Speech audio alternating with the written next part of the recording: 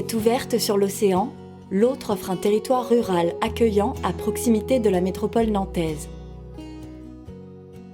Bientôt, elles ne feront plus qu'une.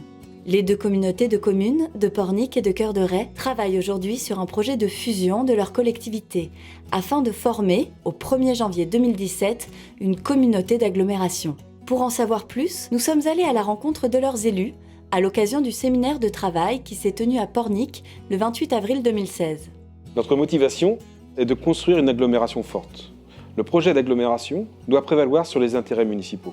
Plus l'agglomération sera forte, plus les services seront structurés et pourront répondre aux besoins de nos communes. Ce qui est important, c'est de se mettre d'accord sur ce que nous voulons faire. Et après, on trouvera les moyens de mettre ça en œuvre. Cette fusion va nous permettre de se connaître, d'apprendre à vivre ensemble. Je pense que c'est un mot d'ordre actuellement qui est important. Réunissant les élus des deux communautés de communes, le séminaire s'est déroulé en plusieurs étapes.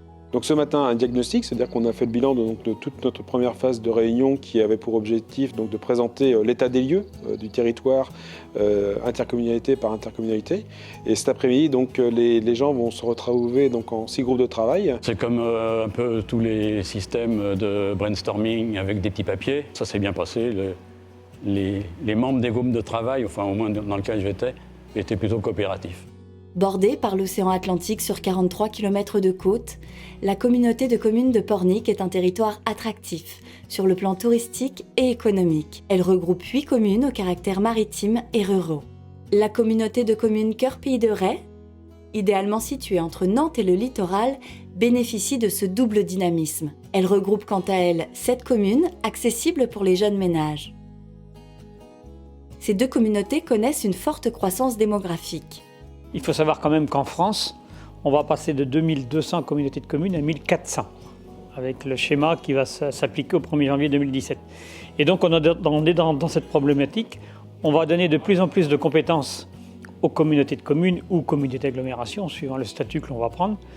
Et donc pour pouvoir assumer ces compétences, il faut pouvoir être regroupé pour être plus fort et mieux répondre à l'attente de nos habitants. C'est la logique même d'aller sur un territoire plus large qui va permettre l'émergence d'une complémentarité sur l'ensemble de nos compétences. Plus notre agglomération sera forte, plus d'autres territoires auront envie de nous rejoindre. Notre collectivité sur le Pays de Ray deviendra ainsi incontournable vis-à-vis du département et de la région Pays de la Loire. C'est surtout une complémentarité qui va s'engager, puisqu'il y a des communes littorales, des communes rétro-littorales, avec, un patrimoine naturel qui est important, une densité de population bien moindre, et puis des communes littorales avec une attractivité, un dynamisme, et je pense que les deux communautés peuvent bien fonctionner ensemble. En juin, les élus communautaires et municipaux ont statué favorablement sur ce projet de fusion. Un arrêté préfectoral est ensuite venu entériner la création de cette nouvelle communauté d'agglomération dénommée Pornic Agglo Pays de Ray, qui verra le jour au 1er janvier 2017. Elle développera progressivement son projet de territoire avec une phase d'harmonisation de ses compétences sur les premières années. C'est donc le début d'une toute nouvelle ère pour ce grand territoire aux nombreux atouts qui a vocation à devenir un acteur majeur de la Loire-Atlantique.